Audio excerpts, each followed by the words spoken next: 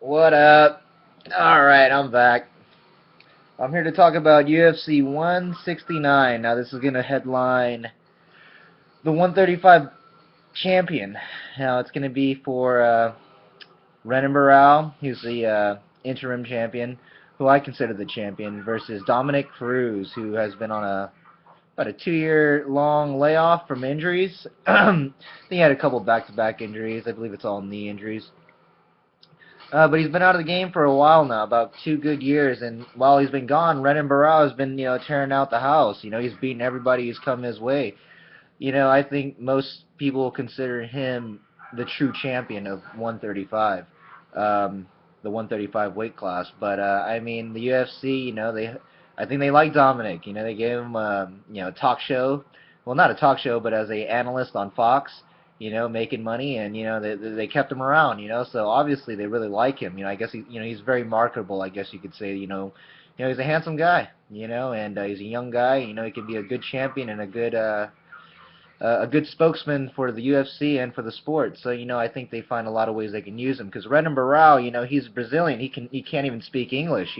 So not that that should affect him in any way as for his popularity, because this is fighting, but. If anything though, I think that hurts him. That that he's not marketable in America, and that that he's only marketable pretty much in Brazil. You know, um, and basically when it comes down to this fight, I'm gonna have to pick Renan Barão. I just think he's more beast. I think he's more ferocious. I think he's, I think he's more game. I think he's just ready. And he's just been tearing out everybody. He's been destroying everyone. And making it look easy, like it's nothing. And counting on top of that, Dominic Cruz, he's been out for 2 years. That's a long time out. I'm sure he was training and doing what he had to do, but when a guy like Renan Barão is training at a championship level this whole time, and you're only going about 30%, if that, or not even 50, then I don't know how you're going to be able to win. But Dominic Cruz is a champion, so he's got the heart of a champion, he's got the mind of a champion, so he can pull it off. I will not doubt his abilities, but this fight is going to be, I think, a very good fight, because I don't think Dominic Cruz wants to lose that belt, and I know for sure Renan Barão doesn't want to lose that belt. So I think this is going to be a very, very exciting main event. And to be honest, this fight, I believe, is going to go 5 rounds. This is going to be a 5-round fight. And this is going to be a very good fight. And, if I was to give you a prediction on this fight, it's going to go to Renan Barão. He's going to win. And 5 rounds, decision. Definitely a decision. And he'll win this fight. And then now we're going to move on to the co-main. And now this is another championship fight. This is going to be Jose Aldo versus Ricardo Lamas. Now, Jose Aldo's last fight was against the Korean zombie, Chan Sung Jung, and he destroyed him in the 4th round, where his arm popped out and dislocated Chan Sung Jung. And Jose Aldo was able to take advantage, and he just pounded him out. He just destroyed him, kicked him in the shoulder that was dislocated, and he went down, just gave it to him. So but in that fight, I guess he broke his ankle or his foot, so he wasn't as mobile, and he wasn't able to do the things that he did. He did look off that night. But he did pull off the victory. That's what a champion does. And now he's going to go against a very hungry guy, the bully, Ricardo Lamas. He's a very tough guy. I think he's very underrated. I think he's going under the radar. And I don't think people expect him to do much, but I think he's going to do a lot. I think he's going to do a lot of grinding style. I think it's going to be like a Randy Couture style. I think he's going to try to grind him against the fence and make this a very dirty, dirty fight. Dirty boxing, and capitalizing on his opportunities.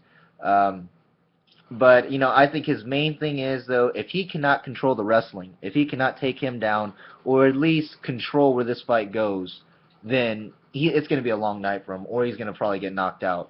But, Ricardo Lamas, he's constantly improving. He's got better striking.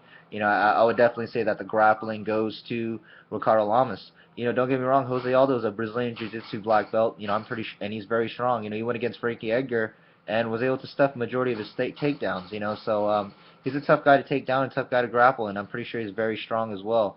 So it's gonna that fight there can. What I'm gonna have to give that fight to, I'll have to give it to the champ. If I was gonna bet, I'm gonna give it to Jose Aldo.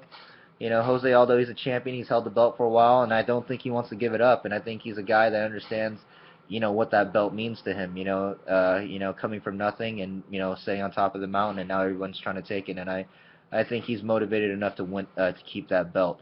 It's gonna be a tough fight, though. You know, I don't think this is gonna be a knockout or anything. I think this is going 5 rounds as well. So I think we'll see about 10 rounds for including the co and the main event. That'll be full 10 rounds. So it's gonna be a very good night for fights. If you're ordering it, I think this would be a fight to order. Most people say no, but I would say this would be not endorsing anything. I just think it's just going to be a good night of fights.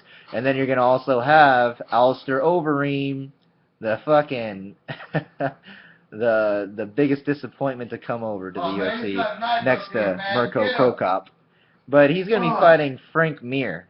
Now, these guys are both coming off losses. Alistair Overeem, he almost finished Travis Hoppa Brown in the first round, but he gassed and he got tired, and he ended up taking Travis threw like 10, 12 front kicks to his face before he finally kicked him with one that knocked him out.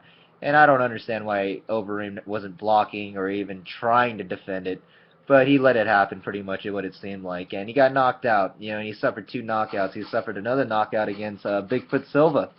And Bigfoot Silva, man, he's a no joke guy, and he destroyed him. And I guess it all comes down to steroids, and I guess it's not working out for him.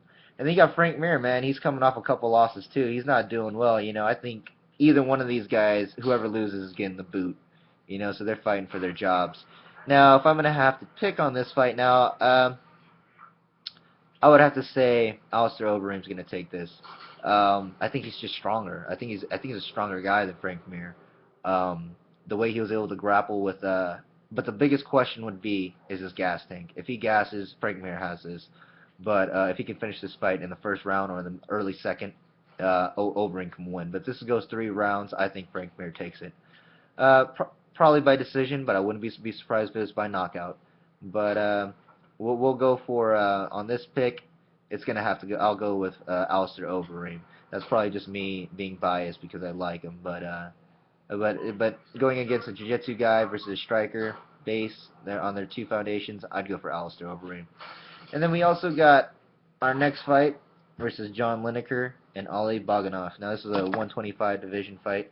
Now I never really paid attention to these fights. They never really caught my attention, and I guess that's a bit arrogant. I shouldn't be doing that. It's MMA. It's a different. It's a lighter division. But I mean, honestly, I don't want to see 125 guys fighting. I mean, it's just, I don't know. It's not that exciting until we see guys like John Dodson jumping around the place doing flip kicks and all this shit. I could care less. But I guess the time that division needs time to evolve. Just like the women's 125 and 135. I think 135 is evolved, but 125 needs some time, and that'll be okay. But it's going against John Lineker. And he's on a 4-fight win streak. His last loss was against Luis Goudenot, the guy with the green hair. And he got guillotine choked. But then ever since then, he went on a 4-fight win streak, and he's been doing really well. On the other hand, we got Ali Bogdanov. He's a 12-2, an ex-Sambo champion, and he practiced Greco-Roman wrestling all his life. With this guy here, he has 2 wins. He defeated Marcos Vinicius, and he also defeated Tim Elliott in his last fight, and this was by decision. Now, he did well. If it was a point match, he won, but Tim Elliott kept coming after him. He looks like a very, even though 125 is a small weight class, he looks like a very small 125. Because a lot of guys who cut to 125 look like they're cutting, but he looks like he walks around 125, probably 130. Ali Bogdanov. But for this fight here, I'm going to have to go with John Lineker. I'll go with the American. I think he's going to win this fight. I think he's just bigger. I think he's stronger.